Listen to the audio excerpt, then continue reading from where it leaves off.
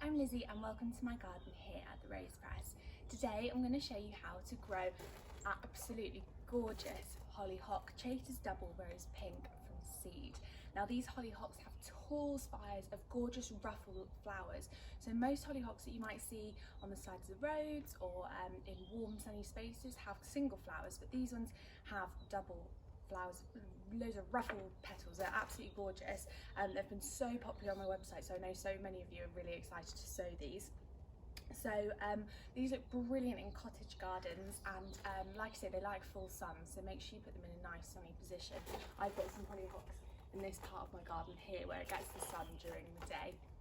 Now these you can sow indoors. You can start sowing them in April all the way through to July, or inside under cover, so that means just like putting it in at night to protect it from the frost, or you can sow directly outside in June and August. So if you know you specifically want them in a certain place, then I would recommend starting them off in seed trays and then planting them out when you're ready in exactly the spot that you want them.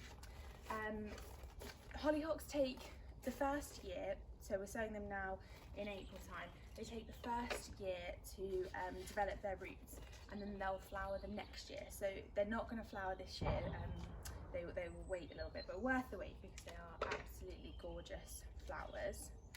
Now hollyhock seeds are quite big, which is good because we can see exactly where we want to sow them.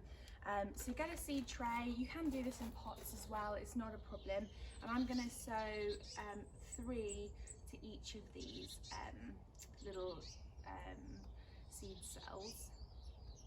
And the reason why I'm doing them a little bit closer together is because they're going to germinate in about 2 weeks, and then in about 4 weeks we will prick them out and put them into their own individual pot. The reason I'm putting 3 per cell is because there'll be enough compost there for the 6 weeks before the nutrients go. So we can put them a little bit closer together, and I'm just laying these flat, so they're like little discs, so I'm just laying them flat on there. You don't have to be too precious, but because we can put them exactly where we want them, that is handy. And like I say, we'll prick them out into their own individual pots and then plant them out later in the year.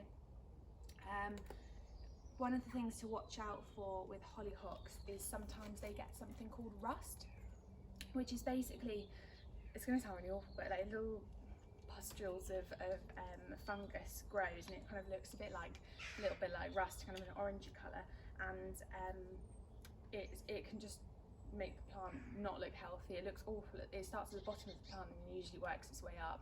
Now I'd be really ruthless. If you see rust, pull off the leaves to start with and try and stop it, and remove the leaves. Don't put it in your compost bin because it can stay there, and then if it continues, then it's best just to take the plant out.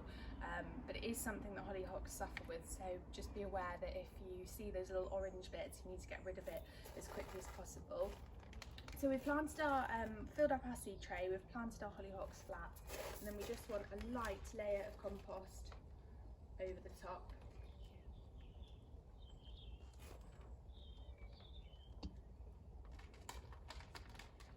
Brilliant, so I will give that a water, and I will pop my label planter in there and give it a water after this, and then I'll keep it in my cold frame or zippy, whichever one's got most room, over the next few weeks.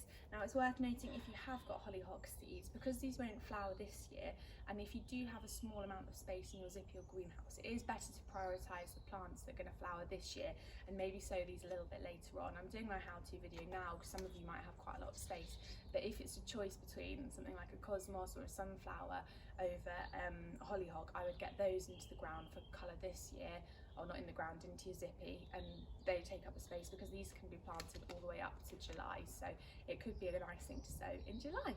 I hope that's helpful. If you've got any questions at all around hollyhocks and how to sow them, then let me know, and I'll be doing a second video all about pricking them out into their own individual pots, and then when we plant them out in the garden as well.